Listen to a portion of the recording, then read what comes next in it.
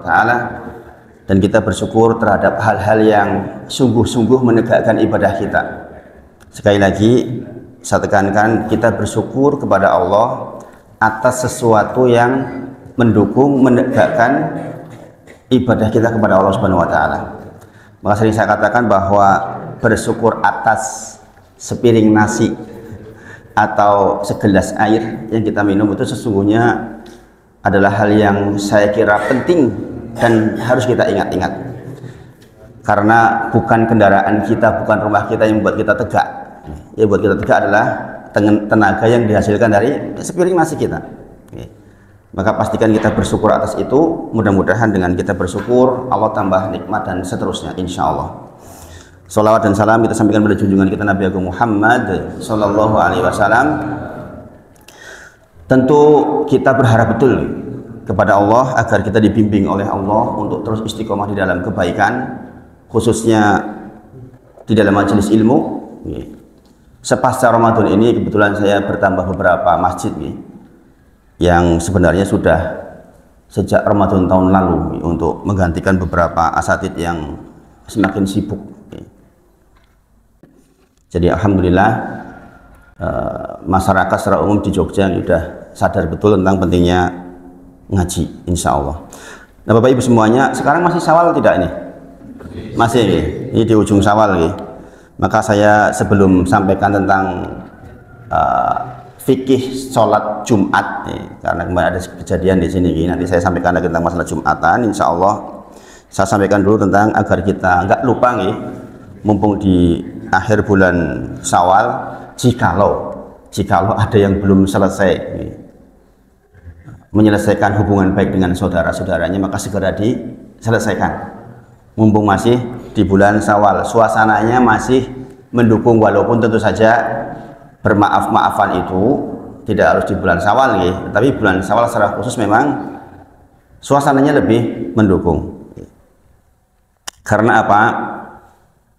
Mudah-mudahan tidak di sini karena ada orang yang sementara masuk ke bulan Syawal masih punya persoalan dengan saudara kandungnya, punya masalah dengan orang tuanya, punya masalah dengan pak lik bu liknya. Ini soal besar. Ini soal besar. Jikalau kita masih punya PR itu, maka segera selesaikan. Saya ngisi pengajian di salah satu wali murid sebuah sekolah. Saya menyampaikan tentang ini, tiba-tiba pembawa acaranya itu nangis di saat ceramah Saya tidak mengerti kenapa menangis. Nah, setelah selesai beliau menyampaikan, ya dia punya gesekan dengan saudaranya sudah lama, sudah bertahun-tahun. Dia berusaha untuk mendekat ke adiknya, adiknya nengke terus. Karena persoalan beliau nggak menceritakan secara spesifik, jelas ada persoalan yang dianggap besar, maka beliau menangis karena sebelumnya beliau tidak tahu bahwa resiko atas pemutusan silaturahmi itu sedemikian besarnya. Maka Bapak Ibu semuanya, saya ingatkan jangan sampai kita hari ini, per hari ini sudah hampir selesai Syawal kok kita masih jengkel kepada kerabat kita sendiri. Jangan jengkel kepada saudara sendiri, apalagi jengkel kepada orang tua. Subhanallah. Bahkan ada yang orang tua sudah meninggal masih dijengkeli. Karena apa? Karena dianggap membagi waris tidak baik. Subhanallah. Zaman sekarang itu banyak orang yang hibah atau wasiat untuk anak-anaknya, padahal hukum waris itu berlaku sebenarnya Tapi sekali lagi, karena di Indonesia memang ilmu faraid itu masih belum sedemikian baik, maka kadang-kadang ya budaya yang berlaku. Ingat-ingat Bapak Ibu semuanya, barang siapa yang memutus silaturahmi diancam tidak masuk surga. Sekali kan la yadkhulul jannata qati'un, yakni qati'ur rahim, kata Rasulullah.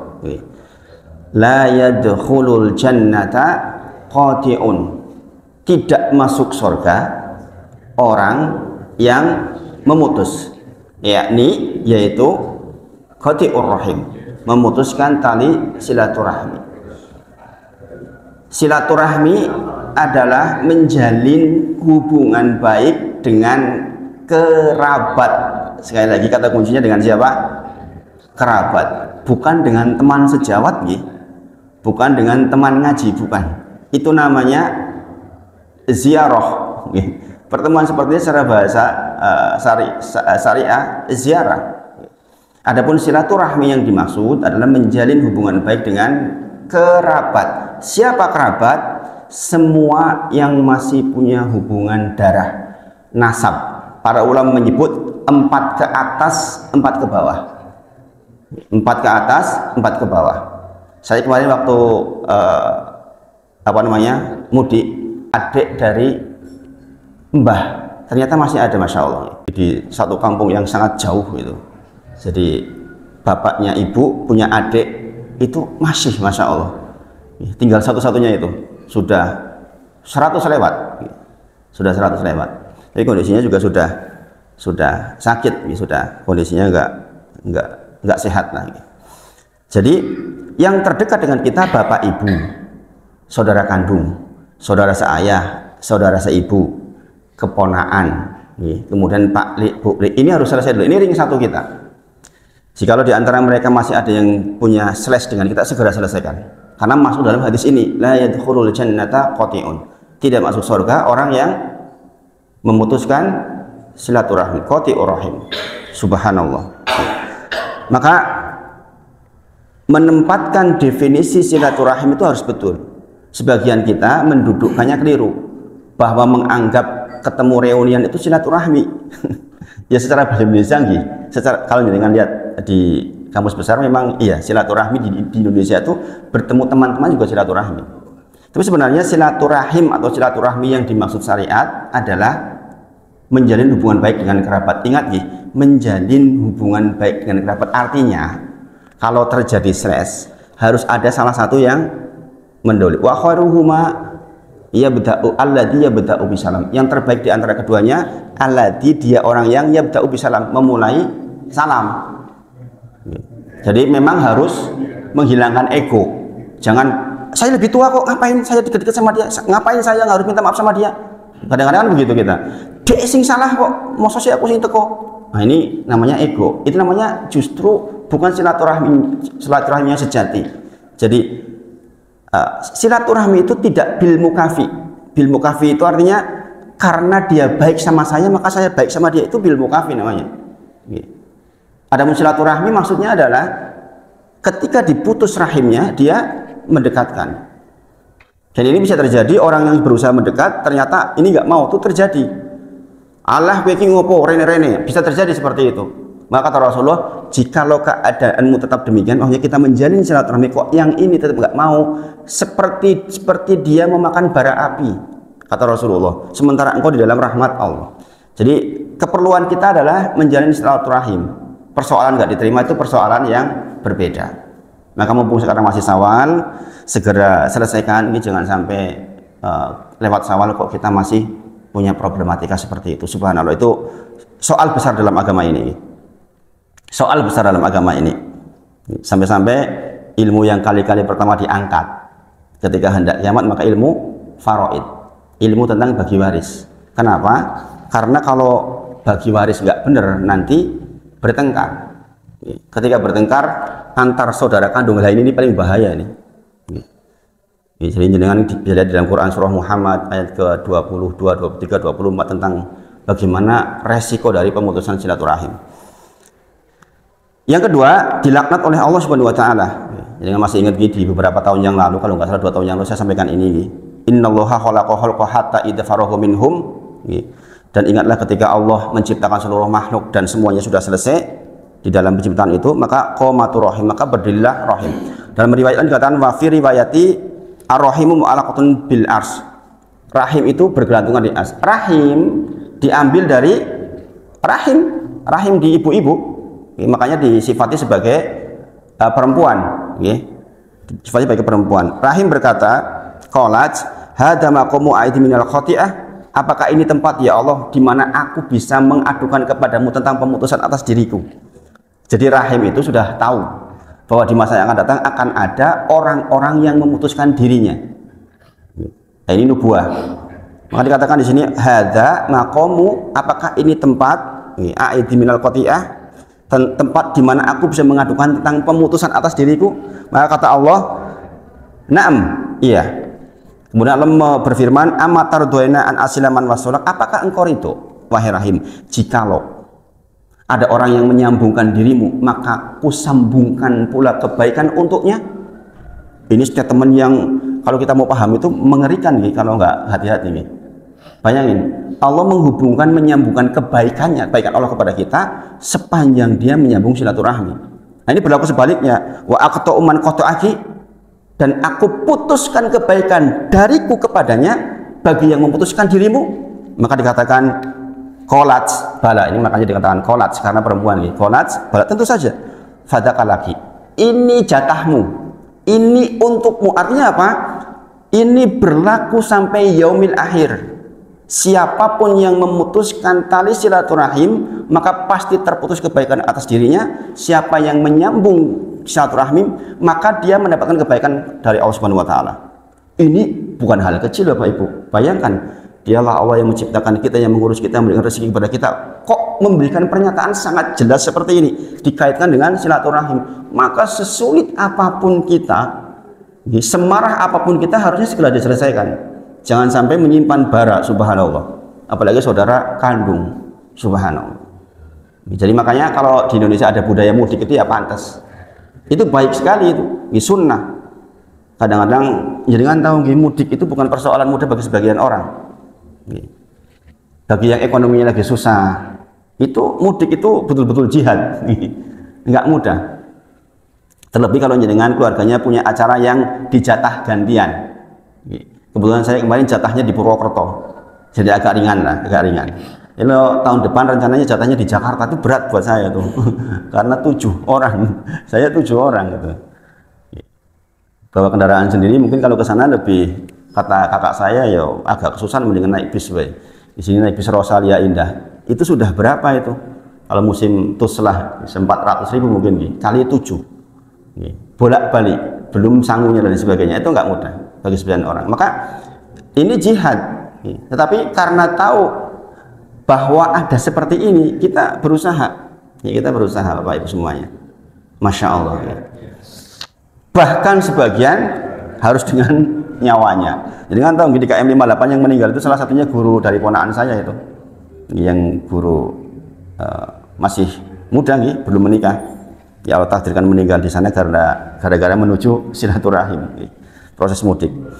Kemudian sebagaimana pernah saya sampaikan, orang yang memutus silaturahim Bapak Ibu tidak mendapatkan bonus ampunan setiap hari Senin dan Kamis. Saya ingatkan lagi, jadi asalnya setiap Senin dan Kamis maka pintu surga dibuka, tuftahu abwabul jannah yaumul isnin wal khamis. Ya, dibuka pintu surga setiap Senin dan Kamis. Kemudian fayughfaru likulli abdin la, yang tidak yusrik billahi syai'a, yang tidak berbuat syirik kepadanya. Asalnya siapapun kita Bapak Ibu, asal beriman kepada Allah, tidak berbuat syirik, maka setiap Senin dan Kamis itu jenengan dapat ampunan. Jadi kita di refresh, dinolkan lagi setiap Senin dan Kamis, asal jenengan nggak berbuat syirik, khususnya dosa-dosa kecil. Dosa besar ada syariat tersendiri, dosa-dosa kecil dihapus Bapak Ibu semuanya, illa, kecuali, ada kecualinya, rajulun kanat bainahu wa baina akhihi syahna, kata Rasulullah, kecuali 2 orang saudara yang diantara keduanya ada syahna, ada persoalan, ada gesekan, neng-nengan. Bayangin Bapak Ibu, hatta yastoliha, dikatakan andiru hadaini 3 kali, andiru hadaini, andiru hadaini, tahan jangan diampuni, tahan jangan diampuni, tahan jangan diampuni, hatta yastoliha, sampai mereka berbaikan. Bayangin Bapak Ibu, goro-goro jenengan punya gesekan sama saudara kerabat atau saudara kandung atau kerabat, pak, ibu, dan ponakan dan sebagainya, jangan ditahan, nggak diampuni, hatta, ada keterangan jelas, sampai yastoliha, sampai mereka berbaikan baru kemudian diampuni. Mungkin kemarin yang nangis itu gara-gara ini, dia merasa ya Allah selama ini saya begini, makanya dia nangis. Ini bapak-bapak loh yang nangis. Masya Allah. dilembutkan hatinya mendengar ceramah itu, masya Allah. Kemudian bahkan ada yang tidak saling sapa 1 tahun. Subhanallah. Dikatakan oleh Rasulullah, man hajaro akhohu sanatan, barang siapa yang menghajar dengan kali sedulure setahun, fahuwa kasaf kidamih, maka sesungguhnya dia sudah menumpahkan darah saudaranya, podo karo nyembelih sedulure. Tuh segitunya loh Rasulullah menggambarkan kasaf kidamih, barang siapa yang dengan saudaranya 1 tahun sanatan, fahuwa kasaf kidami, maka bagi dia sesungguhnya dia sudah menyembelih saudaranya. Kenapa coba Bapak Ibu? Subhanallah. Di keterangan berikutnya, kenapa? Salah satun latur faulahum fauquru usim sibrun, 3 golongan yang tidak diangkat sholatnya fauquru usim sibrun, bahkan hanya sibrun, sejengkal di atas kepalanya saja enggak diangkat. 3 golongan, salah satunya adalah wa akhwani mutasoriman, 2 saudara yang saling bertengkar. Bayangin, enggak diangkat sholatnya, boro-boro ke Gusti Allah, 1 jengkal saja enggak. Berarti sepanjang jenengan masih bermasalah dengan kerabat, sepanjang itu pula jenengan sholatnya enggak diangkat, tetap wajib sholat, ning sholatnya ora kanggo. Bayangin Bapak Ibu, bayangin. Maka resiko dari pemutusan silaturahmi itu luar biasa. Luar biasa. Maka pastikan ini, mumpung bulan Syawal saya ingatkan, segera selesaikan jika lo masih punya problematik. Ingat kuncinya apa tadi? Menghilangkan ego. Karena apa? Dikatakan wa khairuhuma alladzi yabda'u bisalam. Yang terbaik di antara kedua-duanya yang lagi bermasalah itu alladzi, dia yang yabda'u bisalam, dulu-duluan memberi salam. Di dalam hadisnya dikatakan la yahilu li muslim ayah joru akhohu fauqo salas, tidak halal bagi seorang muslim menghajar saudaranya lebih dari 3 hari. Jadi dikasih kesempatan, nek dengan keposonan dengan telung dino 3 hari, manusiawi. Aku sih jengkel kalau deh. Ini 3 hari. Tidak halal bagi seorang muslim, kata Rasulullah, menghajar saudaranya, nenge saudaranya lebih dari fauqo salas, lebih dari 3 hari. Dikatakan yaltaqiyani fayuridu hadza wa yuridu hadza, mereka saling bertemu, yaltaqiyani nggih, fayuridu hadza wa yuridu hadza, yang satunya begitu. Di hadisnya bukan begitu, kedua-duanya bertemu, satunya menghadap ke sini, satunya menghadap ke sini. Subhanallah. Ini dengan kata sini mboten. Kadang-kadang begitu, sedulur yang ini. Rasulullah menyampaikan begitu nggih. Maka dikatakan wa khairuhuma alladzi yabda'u bisalam. Maka yang terbaik di antara keduanya yang siapa yang dulu-duluan memberi salam. Jadi sekali lagi, hilangkan ego. Saya lebih tua, dia yang salah, dia yang mulai duluan nyalain saya, dia yang dapat warisan banyak. Kita nggak ada urusan dengan itu. Yang terbaik kata Rasulullah adalah yang dulu-duluan memberi salam. Kemudian di antara fikih di dalam silaturahim adalah membawa oleh-oleh, Bapak Ibu. Jadi membawa oleh-oleh itu bagian dari syariat kita, memberikan yang terbaik yang bisa kita berikan. Maka saya berdoa mudah-mudahan dengan semua termasuk yang diberi rezeki yang luas, sehingga ketika datang ke saudara ya memberikan yang terbaik. Jangan takut berkurang harta karena itu. Karena jangan ingat di antara cara untuk menambah umur yang panjang dan meluaskan rezeki, falyasil rahimah.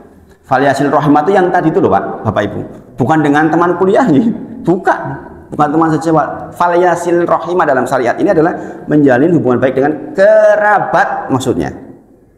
Allah sing bermanfaat buatku kan tonggoku, sedulurku atau Jawa Timur, ramanfaat. Bisa terjadi seperti itu enggak? Kadang-kadang ada yang seperti itu, saudara. Yang penting tonggoku kepiye.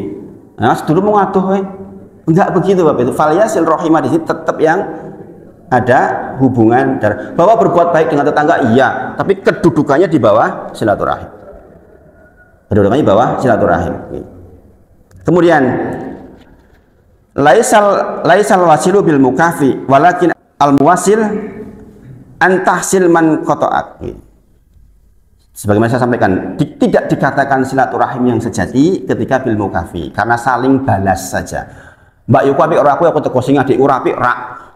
Nah, itu namanya bil mukafi. Nggih. Mukain kayak karo aku kok. Adikku alah nelpon ora tahu.